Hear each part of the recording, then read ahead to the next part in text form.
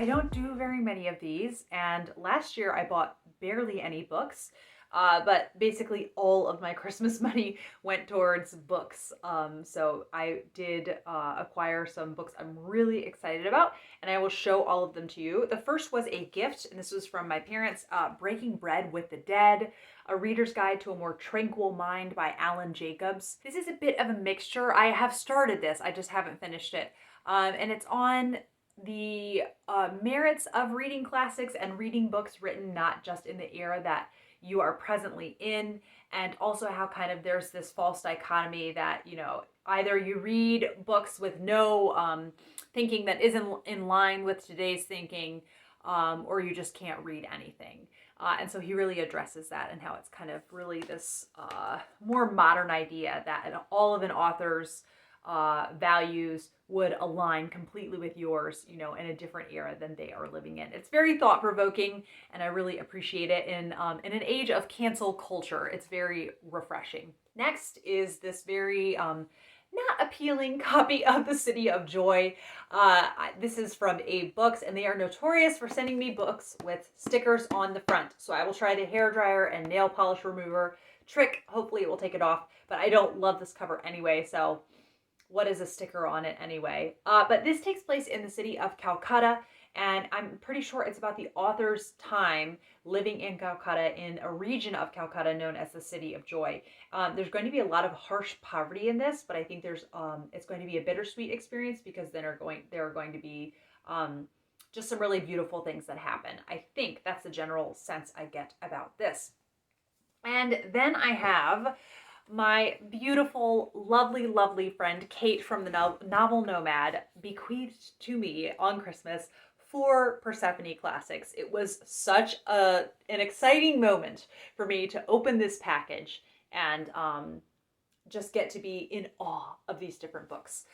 So firstly, we have what you will have seen on my Bedtime Diaries project video, Few Eggs and No Oranges, the Diaries of Vere Hodgson from 1940 to 1945. I cannot wait to start this. So as soon as I finish The Diary of a Provincial Lady, I will be getting into this. Cannot wait to have it as a nice bedtime respite at the end of the day. And it's going to be a fascinating time to read about, you know, someone living in London. And I will show you the end papers to each of these. So with the matching bookmark, of course, yeah, cannot wait. And then I have The Blank Wall by Elizabeth Sanxay Holding. And these are really cool, kind of like chartreuse. That's the color I was trying to think of in here. And some browns. This is a mystery, and apparently Raymond Chandler said that no one writes suspense like Elizabeth Sanxay Holding. It's a really short one, and a little over 200 pages, and the sense that I got from it is that there is a woman who has made it clear that she doesn't like her daughter's boyfriend, and then the boyfriend is found murdered, and so she's going to be a likely candidate for, you know, who took his life. So yes, very excited to get to this one. And then the next one is Tell It to a Stranger by Elizabeth Berridge. And here are the end papers for this one. I couldn't exactly get a sense of what this is about just from the panel on the side. But it talks about a woman's son, I think, coming home from the war. So maybe kind of him dealing with the aftermath of that. My bookmark fell out. So I don't exactly know what this one is about, but nonetheless, it is a Persephone book, and I'm excited to get to it. So they are just really just quality. And interestingly, this is the 15th Persephone book, so that's kind of earlier in their publishing history. And then the last one that Kate gave to me is by Dorothy Whipple, and it is Greenbanks. I read and absolutely adored Someone at a Distance by Dorothy Whipple. It is not my normal, typical kind of thing. It was not happy-go-lucky. It is about the an affair and the aftermath of an affair. But it was told so in such an engaging manner, and it felt so realistic that it was one of my favorite books. So I don't know much about Greenbanks. Here are the end papers, which are beautiful. I think the general idea I have is that you're following a married couple, and maybe the ways they are not that they don't necessarily agree altogether. So yes, I'll be curious to pick up another Dorothy Whipple. And then I finally completed, here are the first 3 in the All Creatures Great and Small series. And here I have the last 2. So the only frustrating thing is that one of the covers is matte, and the first 3 covers are matte. That's what I prefer because fingerprints don't show up as much. But the final one, or maybe this is the 4th book, is shiny. So I ordered these through Blackwell's. They were not available for a little while on Book Depository, and then I started panicking that I wouldn't be able to complete my collection. But if you are interested in, another way to get UK editions of books, but supporting a bookstore, Blackwell's does free shipping to the US, and I've only had very good experiences. So I'm excited to have my whole set of James Herriot books. You will see these now on the shelf all together. And yeah, so next year, I think I want to do a reread. I don't know if I want to do it this year. So I definitely want to reread these at some point because they're some of my absolute favorite books. And so yes, the Lord God made them all, and Every Living Thing are now here to complete the collection. And in case you didn't know, these are memoirs about a vet in Yorkshire, England. But they're fairly fictionalized memoirs. Yes, so really pleased to have that collection complete after letting it kind of linger for a few years and worrying that I wouldn't be able to get a hold of the final 2. Then I have 3 new beautiful Elizabeth Goudge to add to my collection. So these are published by Hodder Fiction, and I do have, where is it? City of Bells in this edition. So I would love to have more in this edition, but these have not been around that long, and they already are not printing new editions of them. Several of them are already, like, you can't get these in this edition. Yeah, 2019. So I'm really surprised they're already kind of, some of them are hard to get a hold of. So the first is The Castle on the Hill. This is a World War II era kind of romance, and it takes place in a rural corner of England. And I like the sound of someone becoming a housekeeper at a castle. So it will be very interesting to see what happens in this.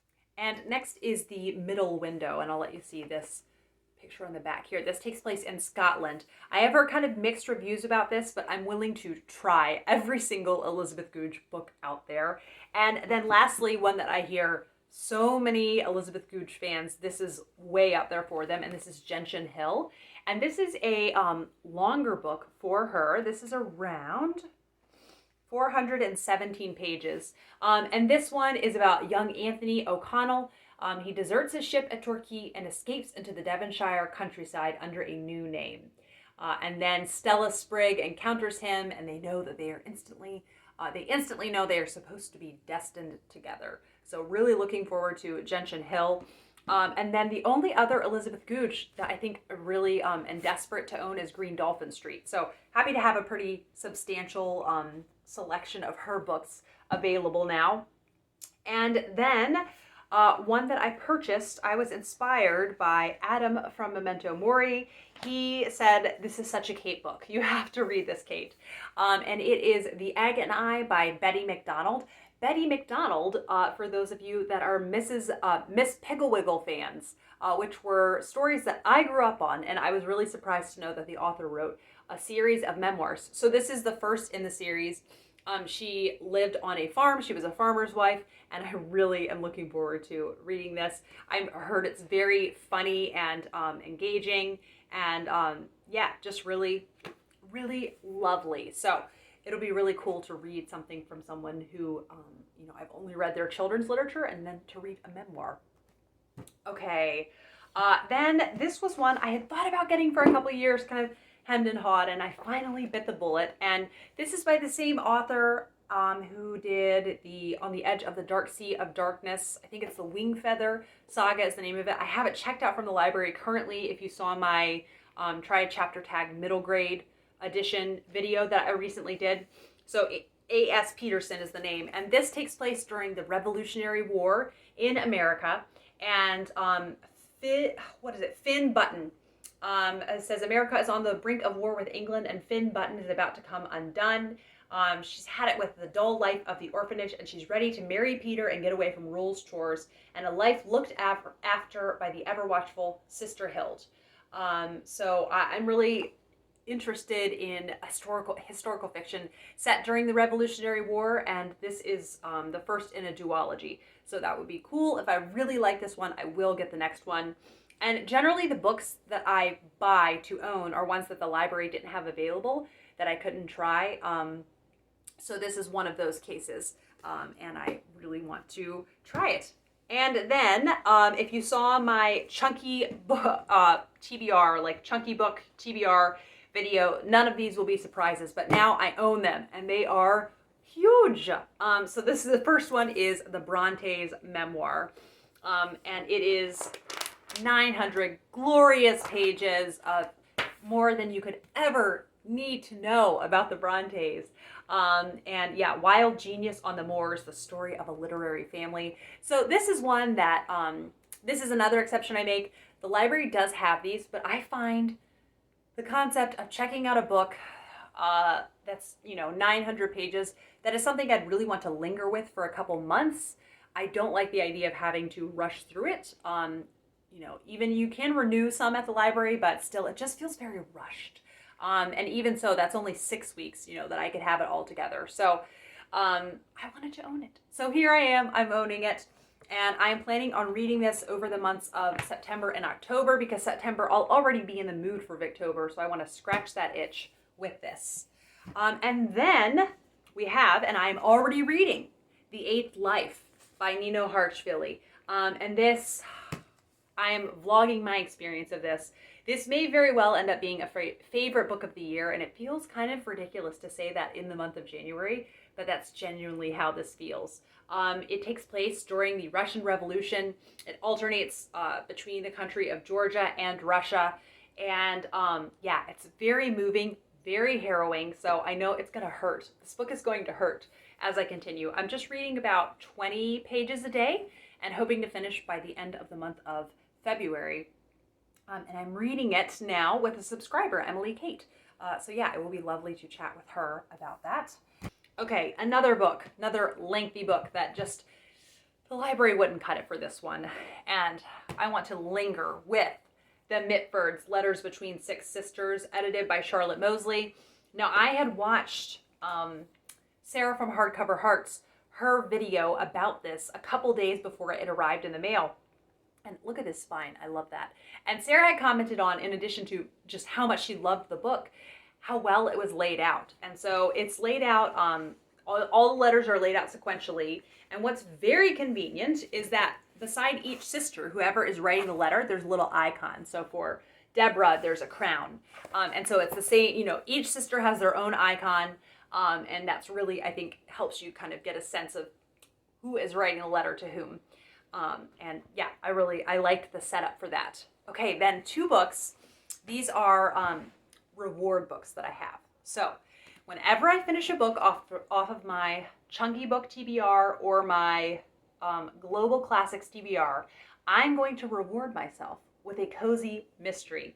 And there are 2 cozy mystery series that the library does not offer them, and I've wanted to read them for a couple years, so I've finally bit the bullet, and these are both really beautiful covers. So if I like the first in the series, then as the year goes on, whenever I finish a book off my Chunky Book TBR or off my Global Classics TBR, then I can pick one of these. And the first is the Lady Hardcastle series by T.E. Kinsey. I mean, look at this cover. So this first one is called A Quiet Life in the Country. Lady Emily Hardcastle is an eccentric widow with a secret past. And Florence Armstrong, her maid and confidant, is an expert in martial arts. And so it's 1908 and they move to the country hoping for a quiet life. So thank you. A couple subscribers have recommended this series to me over the years, and I was always sad that the library didn't offer it. So finally just bought it. And then one that is all down to Rainy from Rainy Day Reads, and that is Marigolds and Murder. This is the first in the Port Danby Cozy Mystery Series. This is a series by London Lovett, and it's just set in a really small town. This is like the coziest of the cozy.